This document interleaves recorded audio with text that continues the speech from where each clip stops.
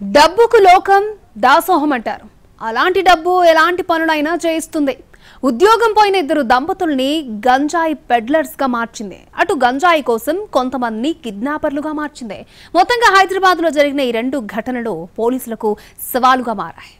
హైదరాబాద్ లో ఇద్దరు భార్యాభర్తలు గంజాయి పెడ్లర్లుగా పట్టుబడ్డారు. బహుశా పోలీసులకు ఇలాంటి వారిని పట్టుకోవడం ఇదే ఫస్ట్ టైం. అయితే ఇద్దరు భార్యాభర్తలు బాగానే చదువుకున్నారు. ఉద్యోగాల్లో ఇబ్బంది రావడంతో వదిలిపెట్టేశారు. వేరే ఉద్యోగాలు వెతుక్కోవాలి.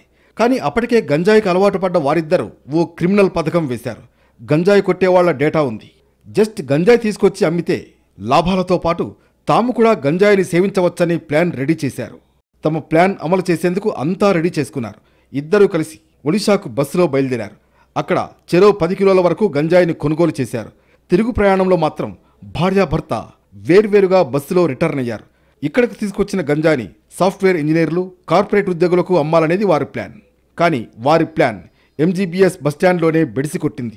సిటీలో అడుగుపెట్టిన భర్తను ఎక్సైజ్ అధికారులు పట్టుకున్నారు. అతన్ని పట్టుకునేందుకు ప్రయత్నించగా బైక్ వదిలేసి పారిపోయేందుకు రెడీ అయ్యాడు. కానీ పోలీసులు చేసి మరీ పట్టుకున్నారు.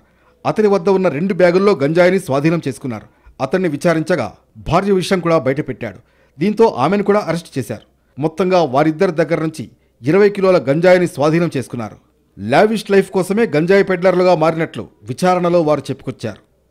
మరోవైపు సిటీలో గంజాయి బ్యాచ్లు అరాచకం సృష్టిస్తున్నాయి.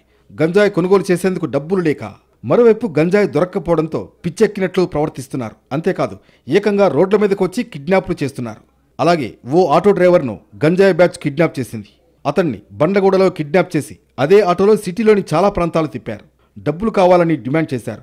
డబ్బులు ఇవ్వకపోవడంతో మరింత రెచ్చిపోయి దాడికి పాల్పడ్డారు.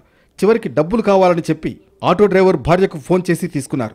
ఆ తర్వాత ఆటో డ్రైవర్ని వదిలిపెట్టారు. ఆటో డ్రైవర్ నేరుగా వెళ్లి పోలీసులకు ఫిర్యాదు చేశాడు. ఈ మేరకు 6గురిని పోలీసులు అరెస్ట్ చేశారు. గంజాయికి డబ్బులు లేకపోవడంతో కిడ్నాప్ చేసినట్లు వారు ఒప్పుకున్నారు. గతంలో ఓ హత్య కేసులో వారు నిందితులుగా ఉన్నారని పోలీసులు తెలిపారు.